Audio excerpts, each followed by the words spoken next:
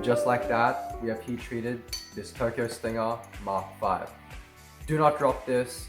Well, if you guys are watching this as a tutorial, never drop the blade when it's been hardened because it will shatter like glass. Most of the time it will shatter like glass at least.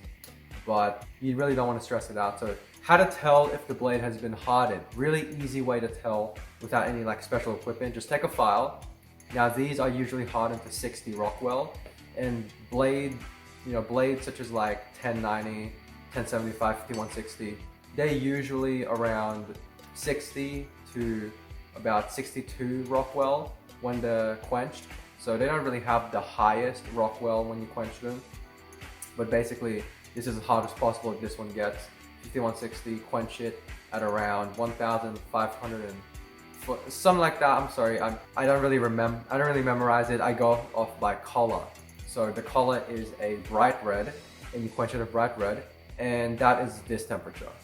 So how to tell if it's hardened?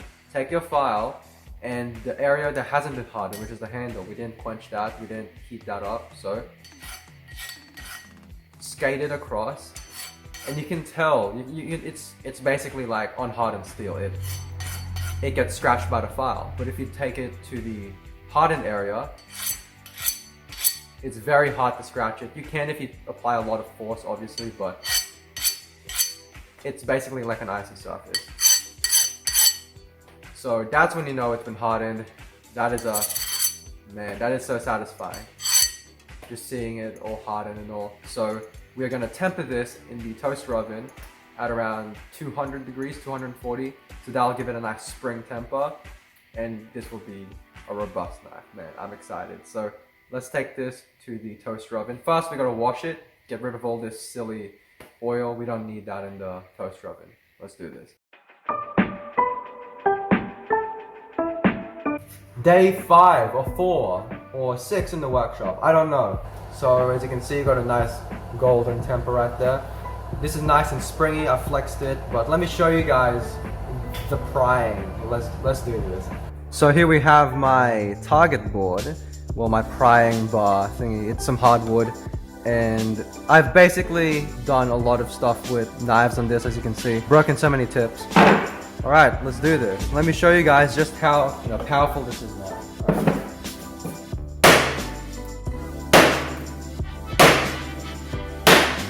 Oh shit. Oh yikes. I stabbed into the table by accident. That's not good. Alright. Let's finish this up. So what we need to do is polish up the blade, and you guys can watch me do that. So first up, I'm going to actually surface grind it again, get rid of all that gunk. And then we're gonna clean up the area here, and then the bevels, and then we're gonna etch it actually, because I want the logo and the steel to be on the blade, and the number to be on the serial number to be on the spike. So let's do this. It's gonna be fun. Let's get it.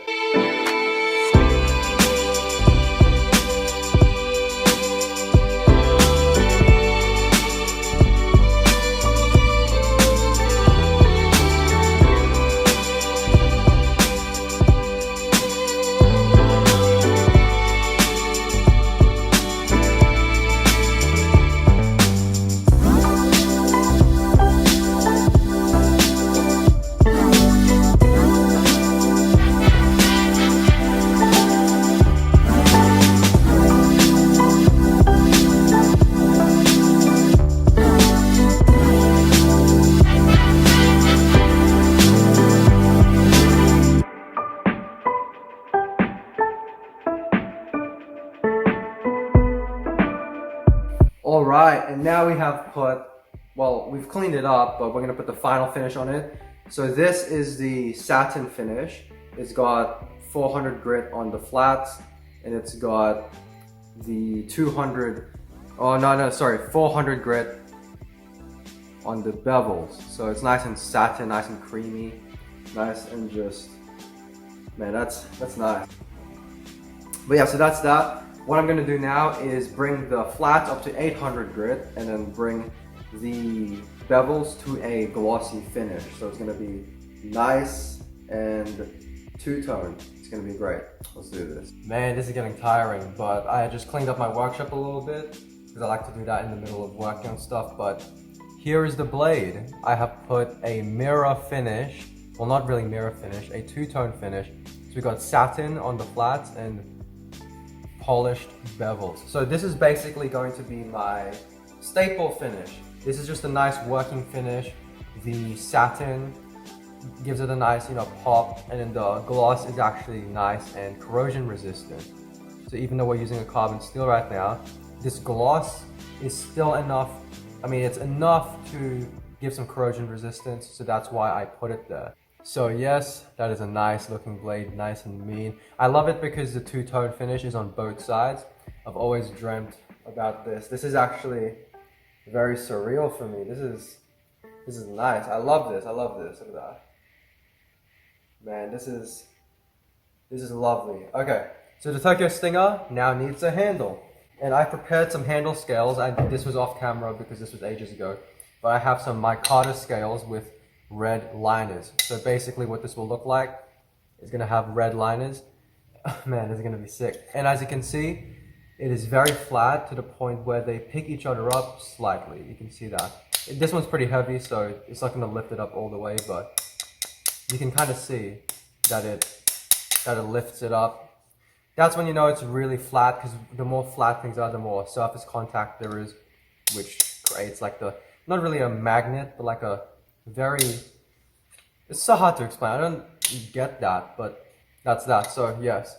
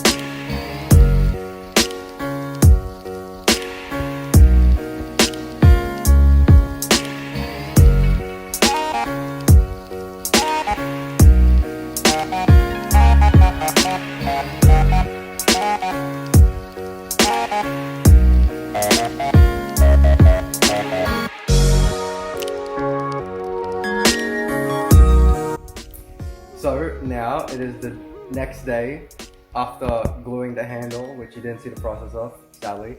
But now we're gonna take a 60 grit ceramic belt and we're gonna contour the handle, make sure it's, ground to the spine, and then we'll refine it and then we'll shape the handle. It's gonna be fun, it's gonna be nice. And I'm here joined as well. Yes. Hi. What do you think of this knife? It's cool. I can't wait to see it finish. Yeah? It's cool. Okay, hold it. Okay. So, let's check this out. Let's go to that. Hold on. You see the pause button? You can actually pause it. Yeah. Oh yeah. Oh. So do you want me to pause it? Look at that. Look how sick that is. Okay. We have to be careful now because when we grind the handle, we don't want to ruin the blade finish because there's no way we can fix this up, especially the flats, now that we've, pretty much put the handles on. So if you don't know how to wrap tissue, all you need to do is to wrap it like this.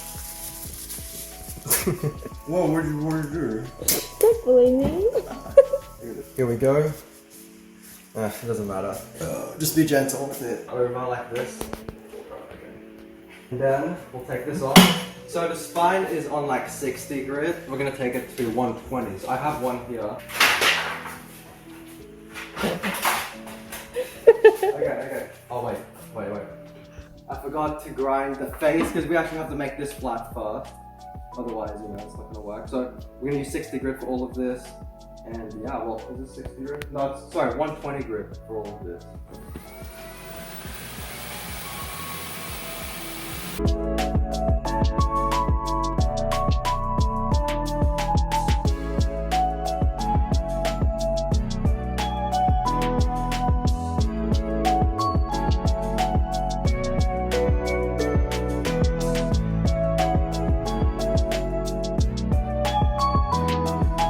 Look at this. Look at this workshop dude. Bring me my knife. Okay.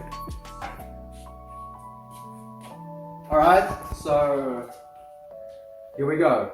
Tokyo Stinger Mark 5. We are going to, as you can see, there's WD-40 all over it because I obsessively oiled them. If it rusts by any chance, like the flats, that is almost impossible to get rid of unless you want to take like an hour removing it by like pull strokes all the way from the plunge, which is really stressful.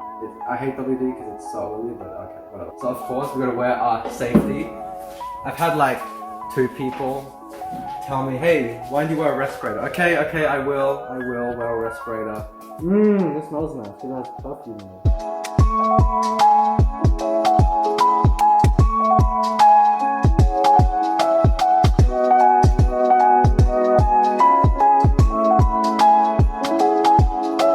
Alright guys, look at this.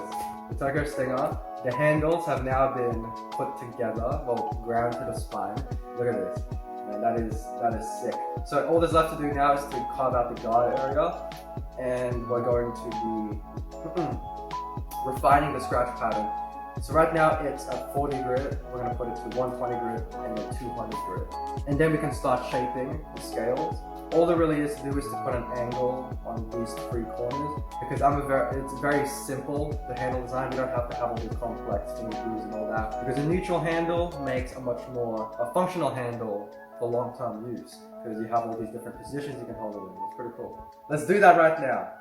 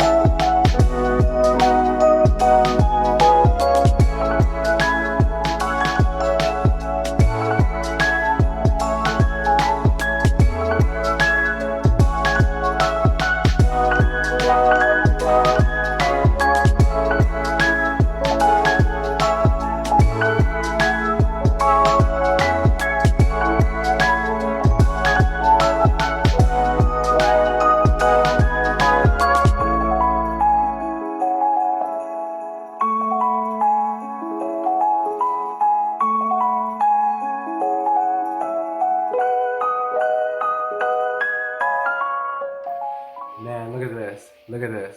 I finished it. I sharpened it. And man, is it sharp. It's freaking sharp. Let me get... Man, this thing is sharp as heck. Look at this. I sharpened it off camera because, yeah. Paper cutting is a skill, so don't dismantle it. But you can see it's sharp. It is pretty sharp. I'm just bad at cutting paper. But let's go outside and take a closer look at this thing.